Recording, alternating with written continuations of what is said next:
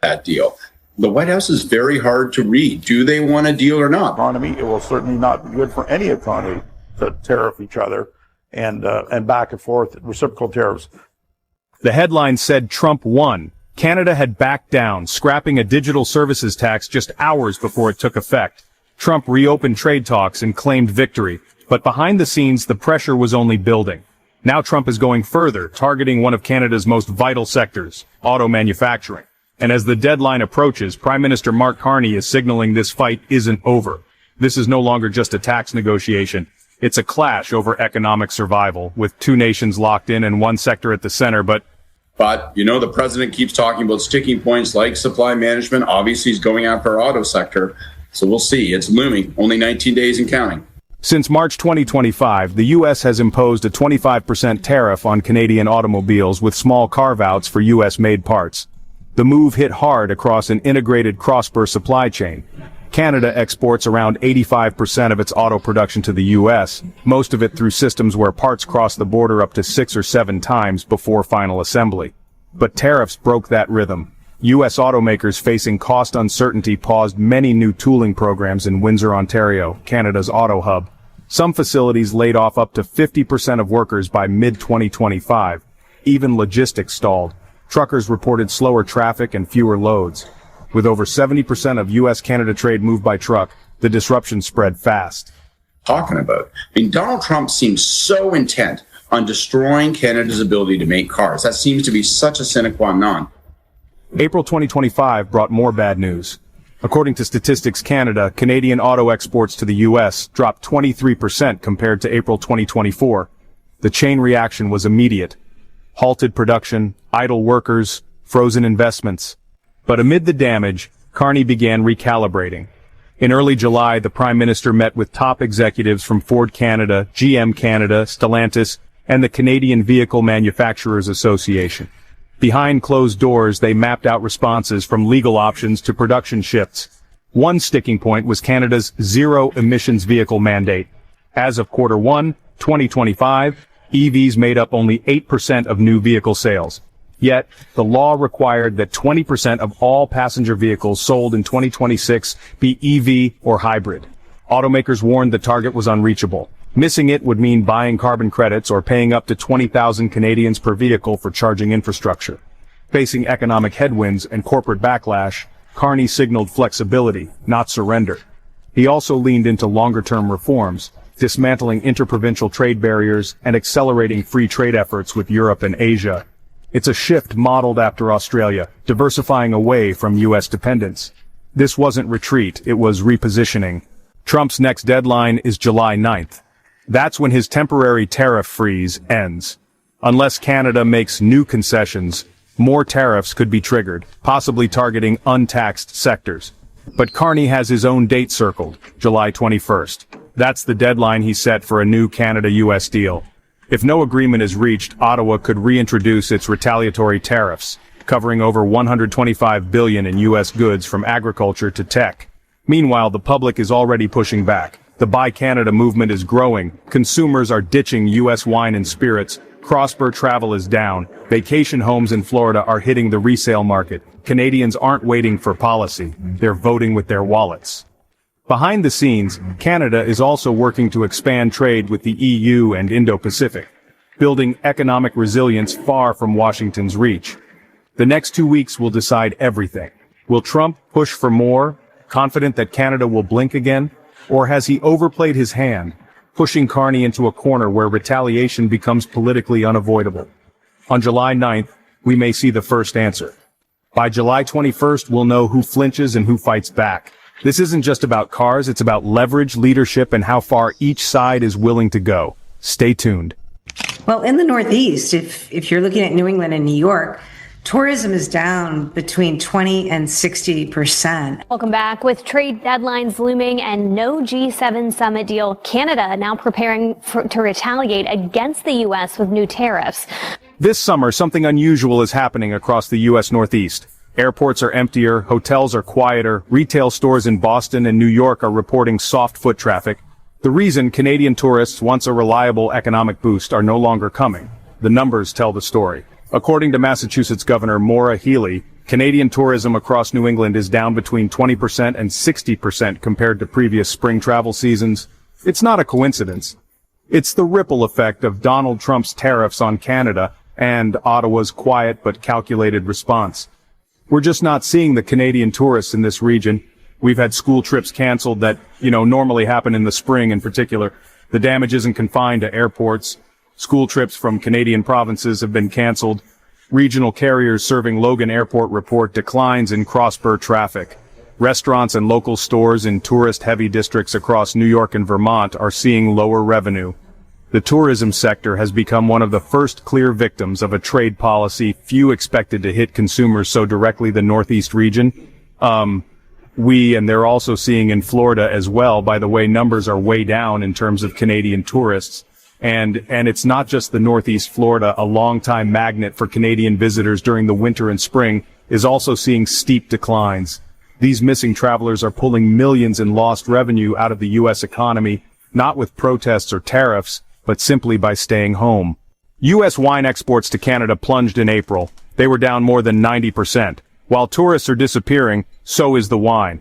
In April 2025, U.S. wine exports to Canada dropped by a staggering 93% year over year, based on trade data reported by CBC News and the American Association of Wine Economists. That's not a typo. 93%. Before the tariffs, Canada accounted for over 1/3 of U.S. wine exports by value, largely higher-end wines averaging $7.50 per bottle, significantly above the global average export price of $5. With those exports now nearly halted, U.S. producers are facing a glut in supply. Wineries in California, where 93% of U.S. wine is produced, are now left with surplus stock and falling prices. Bulk buyers like the UK still exist, but at much lower prices. Premium markets like Canada and China are closing. Overall, U.S. wine exports fell 43% in April 2025 compared to April 2024. The fallout isn't theoretical. It's hitting balance sheets across agriculture, logistics, and distribution. It's a recognition that these are allies, long-standing relationships that just shouldn't be ripped up, shredded overnight. Beyond travel and wine, broader economic pressures are emerging on both sides of the border. In the U.S., tariffs on Canadian aluminum and steel are already being passed down to consumers. A 2025 report from the Healey administration estimates that New England households could see a combined $2.5 billion increase in heating bills over the next several years, driven by higher costs of imported materials. Meanwhile, small businesses in retail, food service, and even health sectors are seeing higher input costs. Many are now reconsidering Canada-based suppliers or trimming operations. In Canada, the pressure is more indirect but real. Supply chains connected to U.S. markets are strained. Exporters are adjusting to bypass American ports, and consumers are seeing delays and substitution on imported goods. This is no longer a tariff dispute at the policy level. It's an everyday economic problem for workers, consumers, and local economies. Carney is determined to protect Canadian businesses. We're willing to sign a security and economic or commercial agreement with the United States that's in Canada's best interest, and only that.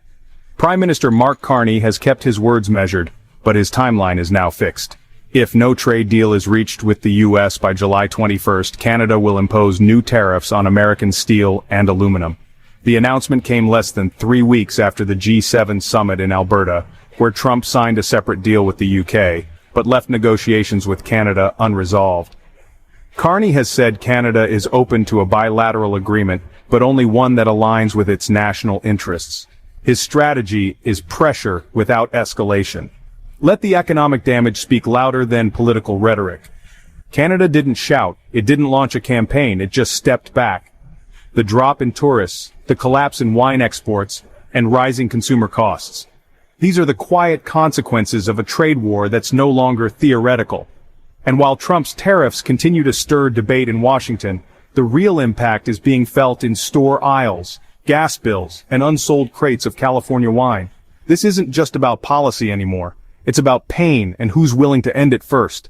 As Canada's ties with the United States fray, Prime Minister Mark Carney moves to strengthen ties with Europe. Carney has signed a strategic defense and security partnership with the European Union, an agreement that comes as Canada rewrites its relationship with the United States and works towards a new trade deal. This summer, something unusual happened at the NATO summit. While President Trump pushed allies to ramp up defense spending and double down on tariffs, Canada did something else entirely. It signed a sweeping deal not with the United States, but with the European Union. For Washington, it felt like a challenge. But for Ottawa, it was a calculated pivot. One that told the world, if America won't lead, we will find new partners who will. And at the center of this shift, a quiet but bold confrontation between two men, President Donald Trump and Prime Minister Mark Carney. Carney and Trump have committed to reaching a trade deal by the middle of July. You know, he likes tariffs. He said it many, many times. So we have to find a way to demonstrate that we can achieve the same goals with the United States, Canada, through other means that don't necessarily involve these punishing tariffs, especially on strategic goods. The tensions didn't come out of nowhere. They had been building for months. Back in early March, Trump's administration imposed a 25% tariff on Canadian steel, along with a 10% tariff on energy exports. Branded as liberation tariffs, the White House claimed they were about fairness and national resilience. But in Canada, the move landed like a punch to the gut. For industrial towns like Hamilton or Sault Ste. Marie, places built on steel mills and energy plants, orders dried up, layoffs spread. Between January and May 2025, Canada's manufacturing sector lost over 59,000 jobs, according to Statistics Canada. For Prime Minister Carney, a former central banker with a deep understanding of supply chains and capital flows, this wasn't just about diplomacy, it was about livelihoods. And he made that clear. If a deal with the U.S. wasn't reached by July 21st, Canada would strike back. Ottawa outlined a clear position. Remove the tariffs or face targeted countermeasures. The message was firm, but calm. Trade should be fair, open, and reciprocal. But Washington wasn't budging. President Trump, in his typical fashion, signaled little interest in compromise. Tariffs, he said, worked, and negotiations only if Canada came to the table on his terms. We are going to build trading relationships with like-minded partners, reliable partners, partners that are aligned with our values. It begins here. So Carney pivoted fast and deliberately. Days before the NATO summit in The Hague, he landed in Brussels and signed a strategic security and economic partnership with the European Union. The deal covered defense procurement, LNG cooperation, critical minerals, and a commitment to deepen digital trade infrastructure. For Canada, it wasn't just a show of independence, it was a structural move to diversify away from the American orbit. The partnership includes aligning Canada's industrial policy with that of Europe, working on new nuclear energy agreements, and developing rare earth supply chains together. German-built submarines and expanded naval integration were also on the table. At the same time, Canada pledged to meet NATO's 2% spending target and aim for 5% over the next decade, roughly $150 billion per year, according to projections by the Canadian Department of Finance. A large part of that would be invested in domestic resilience projects like mining, port upgrades, and infrastructure to move Canadian minerals across the Atlantic. The goal, reduce dependence on both the U.S. and China, strengthen ties with Europe, and signal to Washington that Canada isn't waiting for permission to modernize. In Brussels, Carney stood shoulder to shoulder with EU leaders, echoing shared values. Open trade, defense cooperation, rule of law. The optics were unmistakable. Back in Washington, officials didn't say much, but for those watching closely, the silence said it all. The Canada-EU deal wasn't a spontaneous reaction. It was months in the making, but its timing, just weeks before the U.S.-Canada trade deadline, was no coincidence. As Carney tightened ties with Brussels, Trump doubled down on his tariff campaign. No mention of exemptions, no movement on steel or energy, just more pressure. But for Ottawa, this wasn't about retaliating with rhetoric. It was about reshaping the map. And while Washington may have underestimated Carney's quiet resolve, the next few weeks would test that strategy day by day, because in 30 days, the clock would run out.